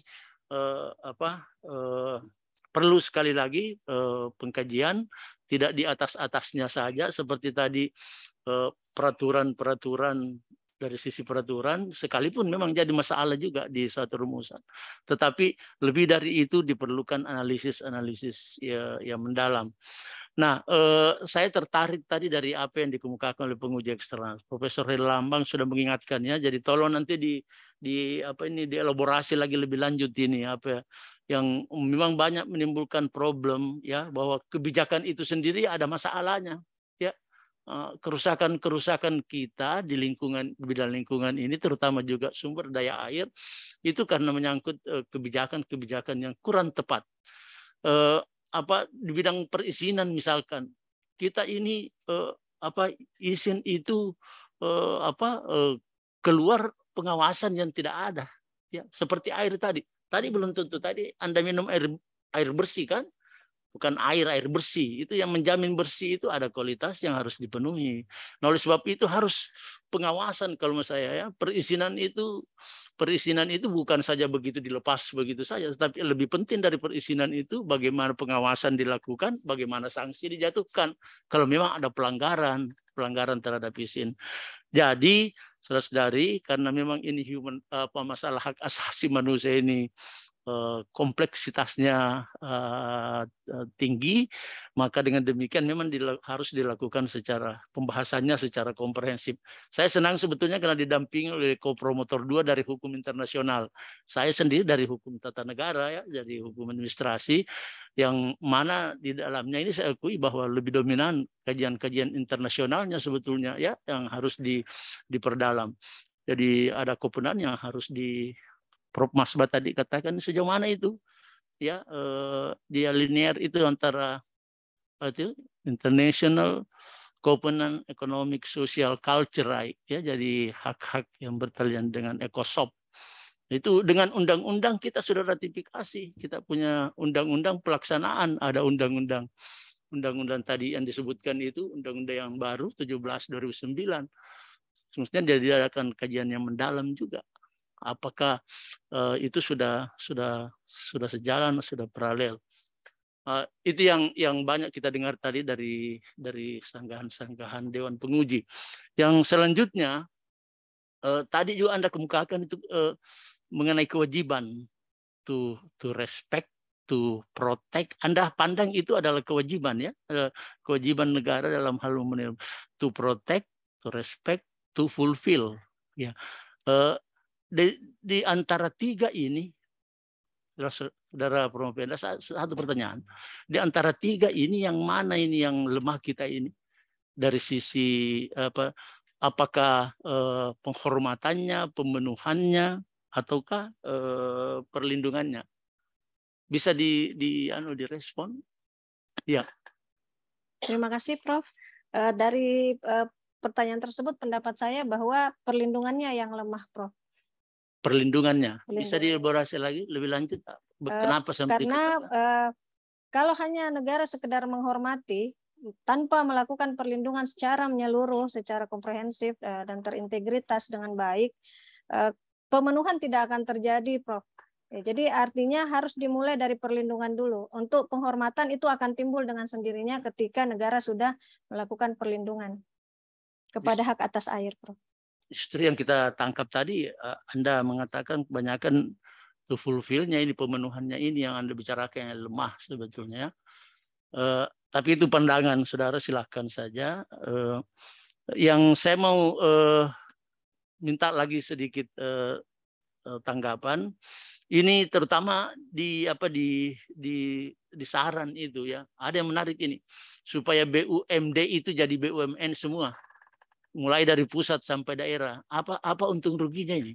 Atau apa problemnya ini sampai BUMD ini mau diangkat jadi BUMN semua? Coba. Baik, terima kasih, Prof. Saya mengambil pola dari pengelolaan listrik negara, Prof, yang dilakukan melalui BUMN. Jadi dia dari pusat. Enggak pernah BUMD memang listrik ya, dari dulu. Jadi saya mengusulkan seperti itu, Prof. Jadi air kita dikelola mulai dari pusat tanpa lagi ada BUMD di daerah. Jadi hanya BUMN saja, dan di daerah itu hanya berlaku perwakilan dari BUMN. Itu satu hal yang berbeda antara air dan listrik, ya. Kalau listrik bisa memang berlaku di mana-mana, kondisinya sama, ya. Apalagi dengan medannya. Kalau air beda, mungkin kita di satu kawasan yang sama, katakan di satu kecamatan ini berbeda-beda kondisi air bersihnya, sehingga kayaknya kalau itu alasannya itu kayaknya tidak terlalu kena itu kalau menurut saya. Kenapa? Karena air itu problematikanya ya itu tadi kondisinya masing-masing daerah. Tadi ada Nusa Tenggara Timur yang paling bermasalah, memang kondisi ininya. Maka dengan demikian pengaturannya di sana juga harus berbeda. Kenapa saya pertanyakan ini? Karena kalau BUMN itu tidak mungkin perda yang atur, ya ada undang-undang BUMN. Kalau masing-masing daerah diserahkan, masing-masing sekarang kabupaten itu mengatur masalah airnya, ada perdanya mengenai air bersihnya, sehingga itu menyulitkan nanti. Jadi barangkali perlu dipertimbangkan kembali kalau itu tadi alasannya kenapa sampai ada usul ini. Karena sekarang ini kita sudah pede semua, perusahaan daerah semua ini air minum kita di seluruh Indonesia. Tiba-tiba ini luar biasa ini loncatannya yang jadi BUMN. Nah, ini ya katanya saran, tetapi ya saran juga yang harus logis, apalagi disertasi, kelas disertasi ini ya. Argumennya kita terima kalau memang memadai. Tetapi kalau dangkal sekali argumennya, saya kira itu loncatannya kuat sekali, resikonya sangat tinggi ya kalau itu betul-betul diuji. Tapi saya senang saudara tadi menyebutkan bahwa perlu diatur itu dalam undang-undang dasar. Ya, kita sependapat kalau itu. Kenapa? Karena kalau sudah dimuat dalam undang-undang dasar, memang harus diperbaiki nih kalimatnya, jangan kontradiksi antara satu dengan yang lain seperti Prof. Asri ditemukan. Tetapi persoalan pentingnya tambahan norma dalam konstitusi undang-undang dasar itu kalau menurut saya sangat penting, karena ini menjadi batu uji ya. Menjadi batu uji, menjadi di Mahkamah Konstitusi katakanlah kalau sudah diatur dalam undang-undang dasar, lalu ada undang-undang keluar, atau mungkin pada tataran nanti ada constitutional constitutional complaint itu ya, bisa nanti masuk. Sekarang belum kita kenal di Mahkamah Konstitusi. Bisa jadi dasar bahwa ini adalah hak konstitusional warga, tercantum dalam pasal 28 berapa gitu ya. Kita akan punya sekarang 28A sampai Y. Nah, itu saya kira saya beri apresiasi, itu bisa sepandangan dengan kita, tetapi ada beberapa hal yang masih perlu ditimbangkan. Saya kira itu saja, Prof. Iin. Terima kasih. Assalamualaikum warahmatullahi wabarakatuh. Waalaikumsalam warahmatullahi wabarakatuh. Terima kasih banyak, Profesor Dr. Abdul Razak SHMH selaku promotor. Baik, yang terhormat promotor, kopromotor, dan para penilai, baik penilai eksternal maupun penguji internal, dan juga hadirin yang saya hormati. Sidang ujian promosi doktor saya tangguhkan selama 10 menit untuk memberi kesempatan Dewan Penguji menetapkan hasil ujian. Ketua Sidang, promotor, kopromotor, dan penguji berkenan meninggalkan ruang ujian. Hadirin dimohon berdiri.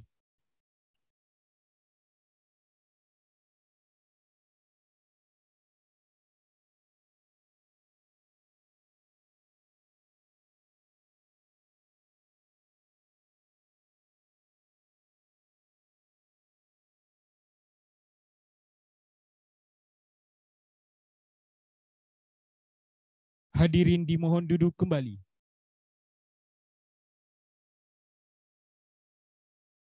Ketua Sidang, promotor, kopromotor, dan para penguji disilakan memasuki ruang ujian.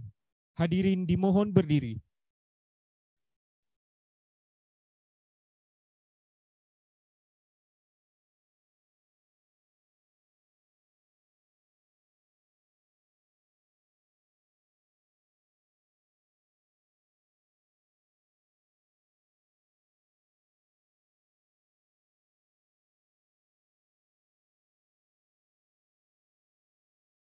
Hadirin dimohon duduk kembali. Sidang ujian promosi doktor dibuka kembali oleh Ketua Sidang. Rapat sidang ujian saya buka kembali. Pembacaan yudisium oleh Ketua Sidang.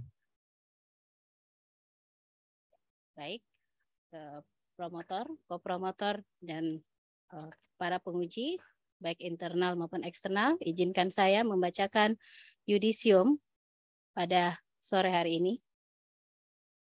Sidang terbuka yudisium. Sidang terbuka ujian promosi doktor Universitas Hasanuddin beserta promotor, kopromotor, dan penguji dalam rangka ujian promosi untuk mencapai gelar doktor dalam bidang ilmu hukum bagi Saudara Andi Sri Reski Wulandari setelah mempertimbangkan jawaban-jawaban atas segala pertanyaan dan sanggahan yang dikemukakan oleh promotor, kopromotor, dan penguji. Dengan ini menyatakan bahwa Saudara Andi Sri Reski Wulandari dinyatakan lulus dengan predikat sangat memuaskan. Dengan demikian, mulai hari ini, Senin tanggal 3 Oktober 2022, pukul 15 waktu Indonesia Tengah, Saudara Andi Sri Reski Wulandari berhak memakai gelar doktor dalam bidang ilmu hukum. Semoga ilmu yang dimiliki dapat dimanfaatkan bagi kepentingan umat manusia. Makassar, 3 Oktober 2002, promotor Profesor Dr. Abdul Razak SHMH atas nama Rektor Ketua Sidang Profesor Dr. Iin Karita Sakarina SHMA. Penyerahan hasil yudisium oleh Ketua Sidang kepada Dr. Sri Reski Wulandari SHMH disilakan mengambil tempat.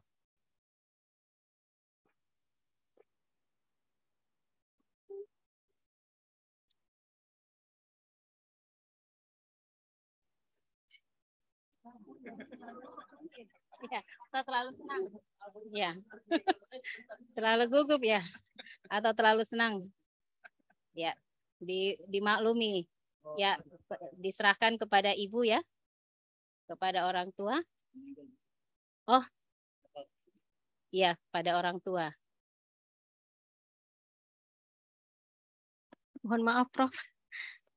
Ya, tidak apa-apa. Dimaklumi Ibu Dr. Sri. Karena ya saya selaku promotor, ko-promotor bisa memahami karena saya mengikuti dari waktu ke waktu bagaimana perjuangan Ibu Dr. Sri sampai pada tahap ini. Ya, luar biasa. Sekedar informasi, IPK yang diperoleh oleh Ibu Dr. Sri itu adalah 3,97. Ya. Ini luar biasa. Hanya saja kenapa yudisium sangat memuaskan karena lama studi adalah 5 tahun 1 bulan. Ya itu. Terima kasih, Prof. Iya. Baik, untuk selanjutnya maka saya persilahkan kepada Dr. Sri Reski Wulandari SHMH untuk membacakan kesan dan pesannya. Tidak kurang dari 10 menit. Silakan. Terima kasih kepada pimpinan sidang Profesor Dr. Iin Karita Sakarina SHMH atas kesempatan yang diberikan kepada saya. Hari ini merupakan momen paling membahagiakan buat saya karena akhirnya saya bisa berdiri di sini untuk mempertahankan dan mempertanggungjawabkan apa yang telah saya teliti dan telah saya tulis. Terima kasih tak terhingga kepada Allah Subhanahu wa Ta'ala atas segala nikmat iman, nikmat kesehatan, dan nikmat kesempatan, sehingga saya bisa menyelesaikan pendidikan program doktoral saya di Fakultas Hukum Universitas Hasanuddin Makassar. Wa qala rabbukum uni astajib lakum innallazina yastabiruna an ibadatika sayaduluna jahannama dohirin. Bahwa Allah Subhanahu wa Ta'ala berfirman, berdoalah kepadaku, niscaya akan aku perkenankan bagimu. Sesungguhnya orang-orang yang menyombongkan diri dari menyembahku akan masuk neraka jahanam dalam keadaan hina dina. Alhamdulillah, kita semua yang berada di ruangan ini adalah orang-orang yang senantiasa mendapat rahmat dari Allah Subhanahu wa Ta'ala dalam posisi kita masing-masing dan dalam prestasi kita masing-masing. Terima kasih yang kedua, yang tak terhingga kepada kedua orang tua dan salah satu kakak saya yang telah tiada, yang tidak sempat menyaksikan ujian saya hari ini. Sebagai penyampaian, ibunda saya meninggal di tahun 2004 di saat akhir-akhir kuliah S1 saya. Kemudian di saat saya lulus masuk program S3, di semester 1 saya harus menghadapi ujian berat. Di saat saya menjalani ujian final semester, kakak saya harus dirawat di salah satu ruang isolasi di rumah sakit di Kota Makassar, dan saya mengingat sekali saya harus mengerjakan tugas kuliah saya di koridor rumah sakit sambil menjaga kakak saya. Kemudian 3 bulan kemudian ayahanda saya menyusul kakak saya secara tiba-tiba, di mana saya cuma berdua di dalam rumah tanpa ada sebab apapun. Kedua kejadian ini jujur sangat memukul saya dan sangat meninggalkan luka yang dalam di hati saya hingga hari ini. Saya menyesal mengapa tidak cepat mengikuti kuliah S3 supaya beliau bisa melihat salah satu anaknya menjadi dokter pertama dalam keluarga kami. Untuk kakak-kakak saya yang saat ini masih ada mendampingi saya, beserta kakak ipar dan ponakan-ponakan saya, terima kasih banyak untuk dukungannya selama ini, untuk selalu mengingatkan saya, menyelesaikan pendidikan saya. Terima kasih. Ini tidak akan cukup ya untuk mewakili rasa syukur saya atas karunia ini. Yang ketiga, kepada tim promotor saya, Profesor Dr. Abdul Razak SHMH, Profesor Dr. Muhammad Asri SHMH, dan Ibu Profesor Dr. Iin Karita Sakarina, SHMA, serta para penguji yang juga turut mendampingi saya secara akademis sejak saya memasuki bangku kuliah di Fakultas Hukum hingga hari ini.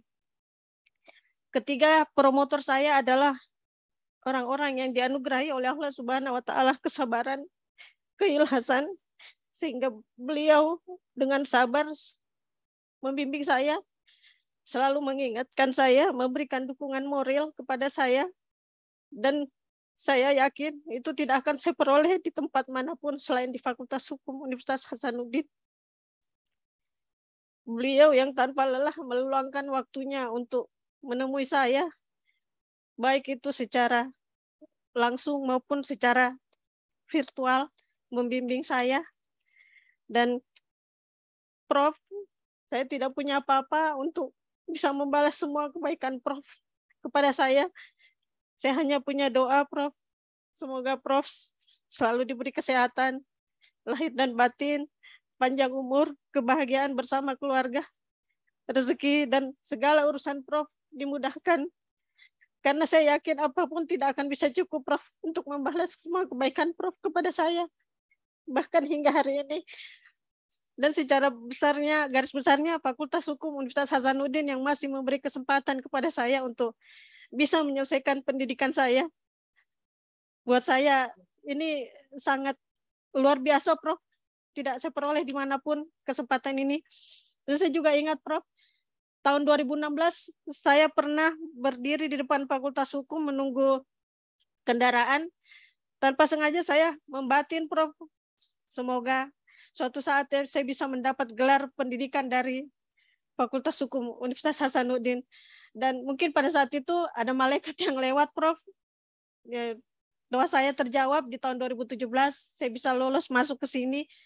Dan secara personal ada guru-guru besar di sini yang meninggalkan kesan sangat dalam buat saya, seperti Prof. Rasak yang waktu wawancara beliau yang mewawancarai saya, pada saat prelium beliau yang mewawancarai saya, kemudian Prof. Hamzah yang pernah saya datang untuk mengajukan kerjasama hibah penelitian, kemudian Ibu Dr. Iin, Ibu Profesor Dr. Iin, maaf Prof. Ini buat saya seperti kakak yang Prof ini sangat baik sekali kepada saya. Jadi buat saya itu mendalam, Prof. Ya, terima kasih, Prof. Kemudian terkhusus kepada penguji eksternal saya, Bapak Dr. Herlambang Perdana Wiratraman, SHMH. Terima kasih Pak Dokter sudah bersedia datang ke Makassar dan menguji saya secara langsung. Pertanyaan-pertanyaan Bapak sangat menjadi masukan yang dalam buat saya nantinya, dan insya Allah akan saya masukkan ke dalam disertasi saya. Terima kasih Pak. Mudah-mudahan di Makassar senang Pak dengan suasananya, dengan keadaannya kami di sini.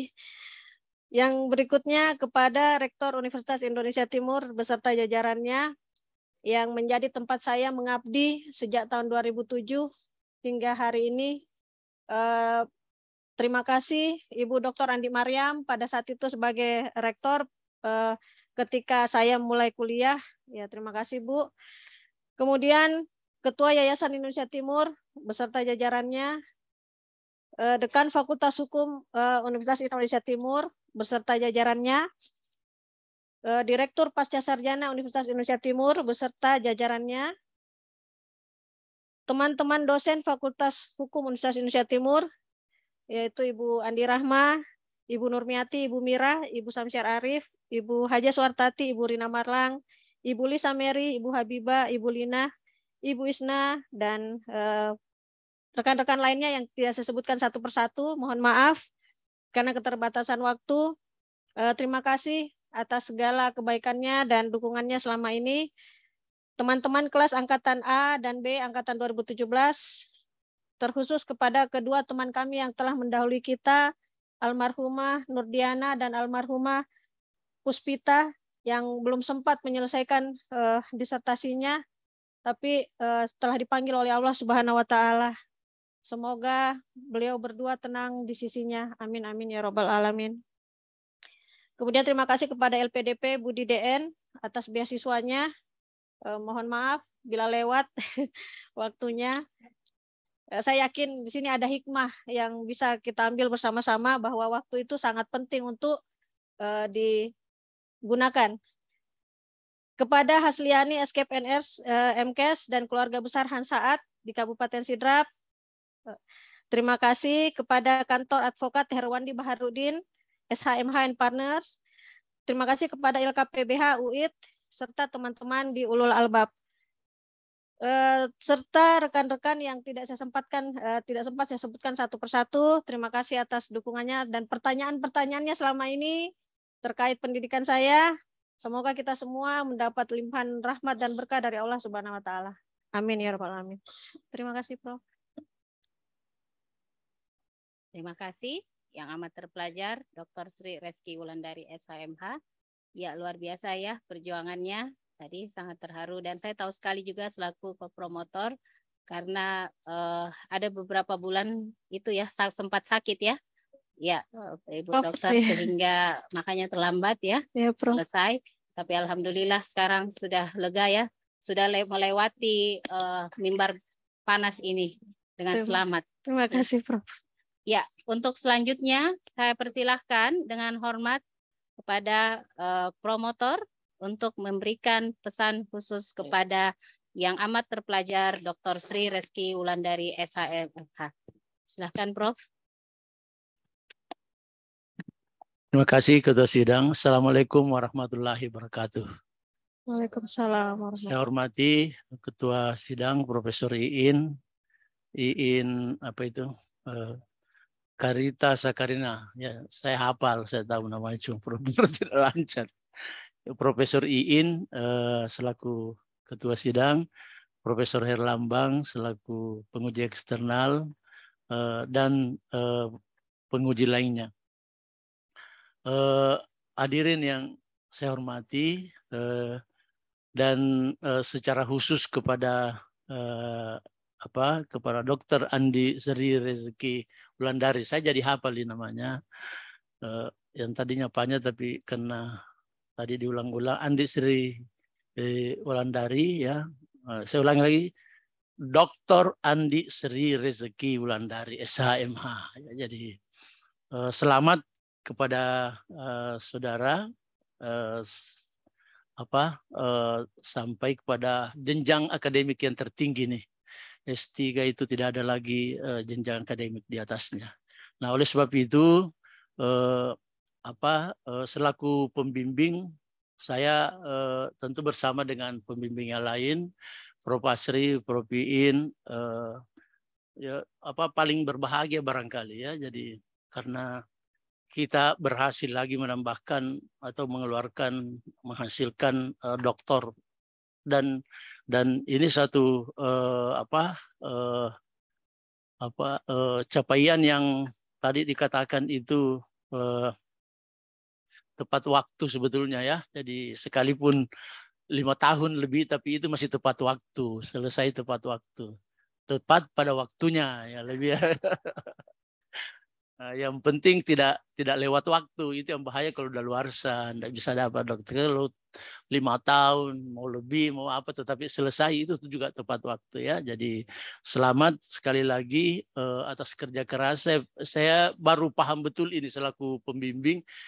Kalau Prof. Iin mungkin lebih tahu, sama-sama perempuan, lebih mendalami sekian lama perjalanannya. Tapi saya Prof. Asri mungkin lebih banyak tahu juga dibanding dengan saya. Saya biasanya menerima setelah beliau-beliau ini sudah selesai. Jadi saya terus terang saja andil saya ini lebih kurang lebih banyak ini beliau daripada saya ya. Jadi namun demikian karena ini saudara telah mencapai gelar doktor ya. Pesan saya itu jaga nama baik alma mater itu ya. Jadi Anda memakai jaket merah, masih memakai jaket merah itu untuk selamanya ya. sekalipun sudah alumni, jaga nama baik alma mater. Bila Anda sukses di luar, alma mater pasti ikut. Kalau Anda tercela di luar, pasti juga alma mater ikut. Oleh sebab itu, sekali lagi, jaga nama baik alma mater. Jangan berhenti sampai di sini. Ya, Anda itu sudah menjadi salah satu narasumber. Kalau kita mau cari narasumber ya, nanti kalau ada orang bertanya siapa ini ahlinya air ini di katakanlah di Sulawesi Selatan atau alumni Unhas, paling tidak kita bisa katakan ada itu di Universitas Indonesia Timur, dosen di sana, Dr. Andi Sri, jadi Sri Rezeki Wulandari, sehingga ini perlu diasah terus, dipupuk terus, jangan berhenti dari sini. Apalagi tadi saya sudah ulang-ulang katakan kita pengkaji human rights itu ya itu amal jariah ya, karena kita banyak bicara tentang orang kalangan bawah atau kalangan tertindas, ataukah kita berhadapan dengan kekuasaan. Oleh sebab itu sekali lagi saya ucapkan selamat kepada saudara, keluarga juga dari institusi UIN, ya, tambah lagi satu doktor. Sekira itu terima kasih kepada sesama pembimbing, terutama Prof. Pasri dan Prof. Iin, ya, atas kerjasamanya sekian lama ini, sehingga kita dapat menyaksikan hari ini Saudara Dr. Andi Sri Rezeki Wulandari promosi dan selesai dengan baik. Saya kira itu yang terakhir. Saya mau juga mohon maaf bila dalam bimbingan atau selama Anda studi di alma mater kita ini ada hal yang tidak berkenan, itu mohon dimaafkan. Kami bertiga membimbing ini selesai secara formal tetapi tidak selesai secara material. Hubungan kita tetap berlangsung antara antara alma mater dengan alumni, ya. Saya kira demikian.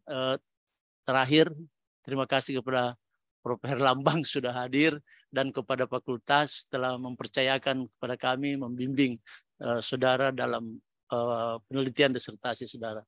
Billahi taufiq wal hidayah. Assalamualaikum warahmatullahi wabarakatuh.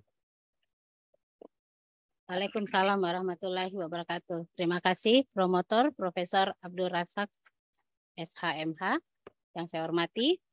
Dan selanjutnya, ya. Penyerahan tanda penghargaan dari Rektor Universitas Hasanuddin yang diserahkan oleh Wakil Dekan Bidang Perencanaan, Sumber Daya dan Alumni Fakultas Hukum Universitas Hasanuddin kepada promotor dan penguji eksternal. Dilanjutkan dengan penyerahan tanda penghargaan kepada masing-masing co-promotor.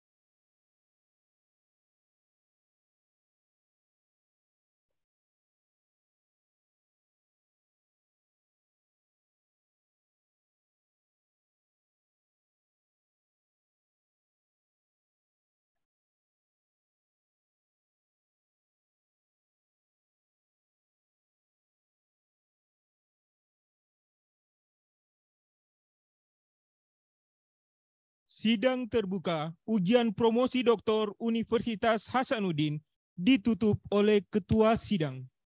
Sebelum saya menutup ujian sidang ujian promosi pada sore hari ini, izinkan saya mengucapkan banyak terima kasih kepada promotor dan kopromotor dan juga para penguji, baik penguji internal dan khususnya penguji eksternal, Bapak yang amat terpelajar Bapak Dr. Herlambang Perdana Wiratman SHMH untuk perkenannya menghadiri ujian sidang promosi pada sore hari ini. Jika Bapak tidak berkenan hadir, maka tentu ujian ini tidak akan terlaksana. Untuk itu kami ucapkan, saya atas nama pimpinan mengucapkan banyak terima kasih dan semoga tidak kapok datang lagi, kami undang lagi. Ya.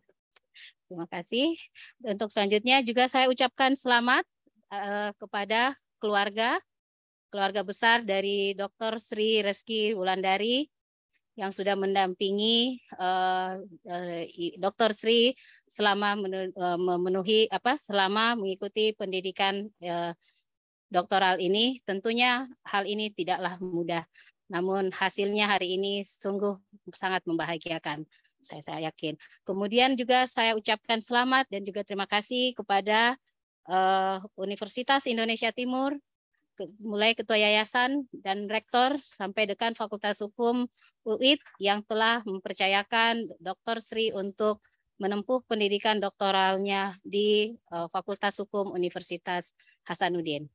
Semoga ilmu yang diperoleh oleh Dr. Sri ini dapat bermanfaat bagi institusi di Universitas Indonesia Timur. Ya, dan kami dengan resmi mengembalikan Dr. Sri kepada UIT pada siang hari ini. Ya, dengan selamat tentunya. Ya, akhir kata saya tidak tahu berpantun, tapi saya akan mengutip satu quote. Air harus terus mengalir atau akan keruh dalam genangan. Begitu pula dengan ilmu, harus terus dialirkan dan terus dibagi supaya lebih bermanfaat. Dengan ucapan alhamdulillah, sidang terbuka ujian promosi doktor Universitas Hasanuddin dengan resmi saya tutup.